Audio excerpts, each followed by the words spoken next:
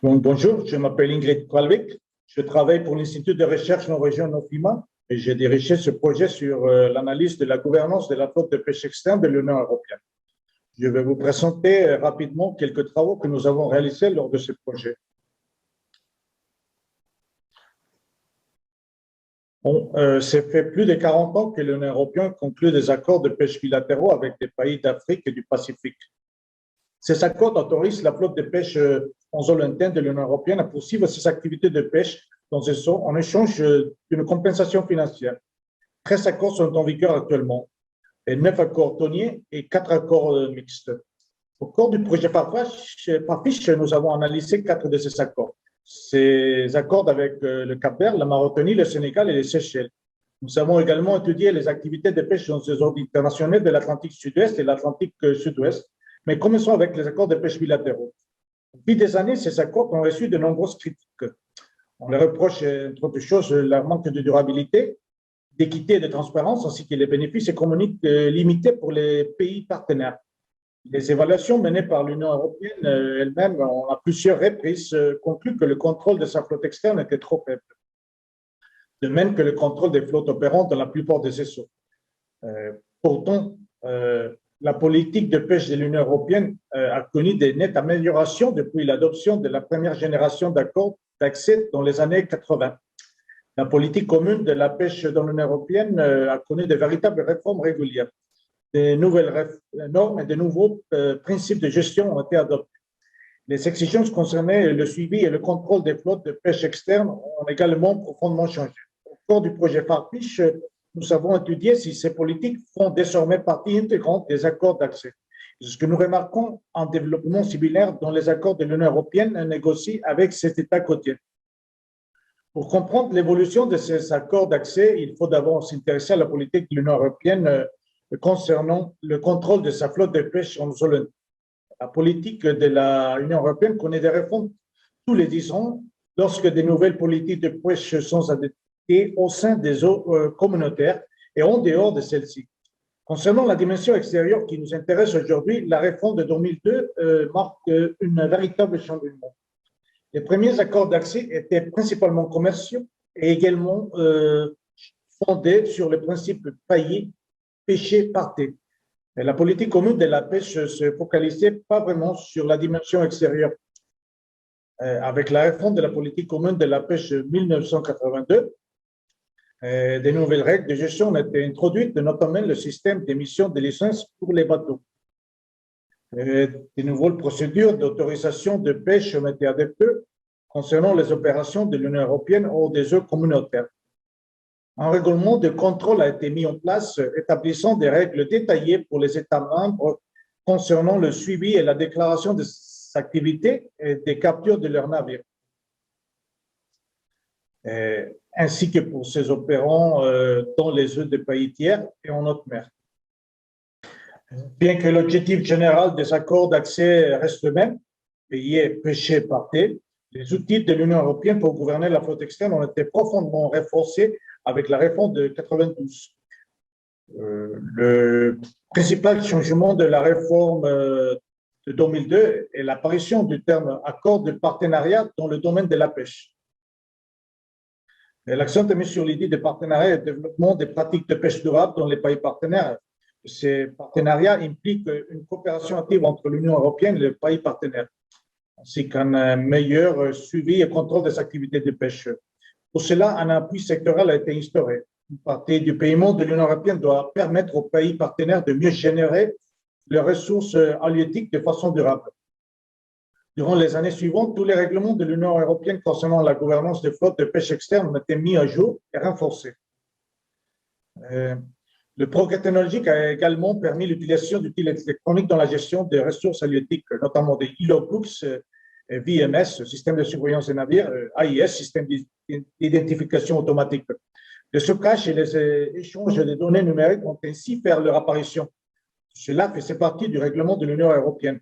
À cette époque, le combat contre la pêche illégale, qui était une priorité politique, fut intégré dans les règlements, avec notamment l'interdiction d'exploiter des navires impliqués dans la pêche illégale.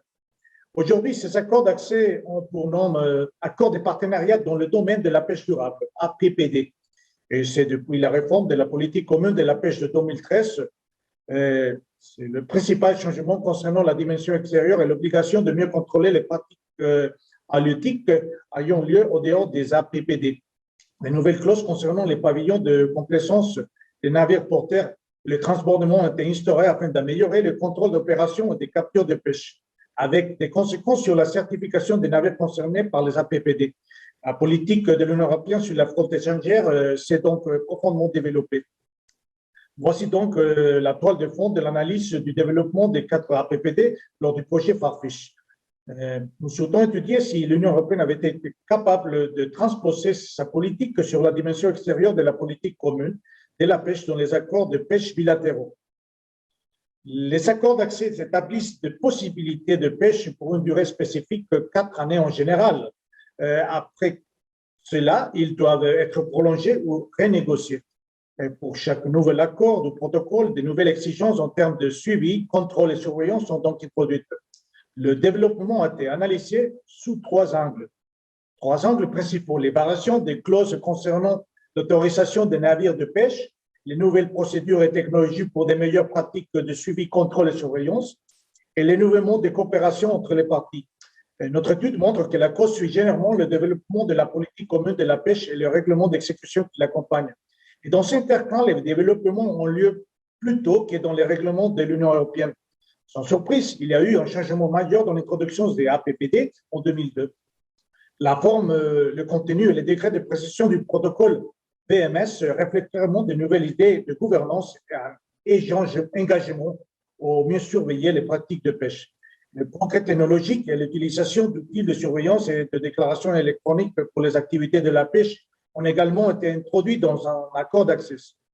Mais leur mise en œuvre se heurte à des difficultés. Nous remarquons également des différences entre les 4 cas. Ainsi, l'accord de pêche mixte signé avec la Mauritanie ne suit pas toujours le même modèle que les autres. Plusieurs difficultés sont introduites plus tôt dans cet accord et des ajustements sont mis en place pour satisfaire les exigences et les problèmes de mise en œuvre en Mauritanie. Malgré le progrès d'application de ces nouvelles mesures, est longue et difficile à attendre. Les nouveaux accords et protocoles sont en adéquation avec les réformes de la politique commune de la pêche et ses règlements associés. Mais cela ne signifie pas forcément que ces exigences sont respectées. Et parfois, il faut attendre l'introduction de plusieurs exigences formelles avant qu'elles soient mises en œuvre. Souvent, elles ne sont jamais mises en œuvre. Et la présence obligatoire d'observateurs est un exemple. Dans les 3 quarts des cas, cela fait des décennies qu'on demande avec insistance la présence de plus d'observateurs au bord des navires de la communauté économique européenne. Mais jusqu'ici, les partenaires n'ont pas réussi à relever le défi sous-jacent, assurer un nombre suffisant d'observateurs. L'introduction du VMS et de la déclaration électronique sont un exemple de la lenteur de la mise en œuvre de ces exigences. La déclaration électronique devait être mise en place par des navires de l'Union européenne avant 2011, mais l'introduction du ERS, système de déclaration électronique, dans les accords d'accès, a traîné en longueur. La lenteur et la fragilité de cette mise en place pourraient permettre à l'Union européenne d'appliquer des politiques halieutiques externes, particulièrement lorsqu'elles sont associées à des initiatives de développement des capacités et une coopération accrue. Et c'est ce que nous avons attendre avec l'introduction de ERS. D'un autre côté, si les exigences en termes de suivi, de contrôle et de surveillance ne sont pas respectées, ni adaptées à la situation telle, cela risque avec le temps de saper la crédibilité et la durabilité des différents instruments permettant la régulation des pratiques halieutiques. Avant de conclure, j'aimerais parler rapidement des études concernant la pêche en haute mer. L'Atlantique du Sud-Ouest et l'Atlantique du Sud-Est sont des régions très différentes. Les activités halieutiques sont très développées au sud-est et très limitées au sud-est. De plus, il existe une organisation régionale de gestion des pêches qui fonctionne bien dans le sud-ouest, mais aussi pour coopération multilatérale dans le sud-ouest. Au cours du projet Farfish, nous avons analysé les obstacles à l'établissement d'un accord international pour gouverner les ressources halieutiques des stocks de poissons florissants dans l'Atlantique du Sud-Ouest. Et nous avons identifié quelques initiatives qui pourraient permettre de surmonter les obstacles et améliorer la gouvernance de la pêche. Dans cette situation, il est difficile d'engager à la fois les États côtiers concernés et les nations de pêche en zone lointaine. Les initiatives des communautés de recherche et des organisations non gouvernementales industrielles sont des étapes importantes, bien que petites, pour arriver à la création d'une nouvelle gouvernementalité. Plutôt que s'appuyer sur des solutions, des procès descendants, la recherche d'initiatives et de solutions ascendantes comme celle-ci est un moyen d'établir une nouvelle forme de gouvernance, avec la possibilité d'impliquer progressivement de nouveaux actifs et de nouvelles provocations et d'établir ainsi la base d'un accord multilatéral. Merci beaucoup.